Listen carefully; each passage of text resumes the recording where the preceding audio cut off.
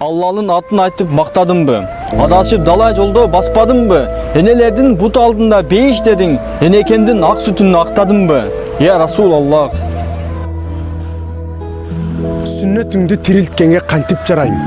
Ибадат жок, жаннатты кантип самайм? Үммөт болуп үммөтчөлүк иш кылдымбы?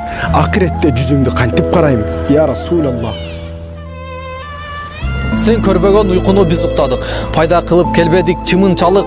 Сен өмүрдө каткырып күлдүң бекен. Биз каткырып акыретти ойлобостон, жан дүйнөбүз жабыр тартып кырсыктады. Я Расулаллах. Туңуюктан чыгарган ал сен элең. Дилди иманга чугарган ал сен элең. Аял затка теңдик берген ал сен элең. Көкүрөккө кеңдик берген ал сен элең. Я Расулаллах. Мейримиңе мемир этип кубандырган, жетимдердин жакын элең я Расулаллах. Азап кайгы баарына сабыр кылган, акылмандын акыл элең я Расулаллах.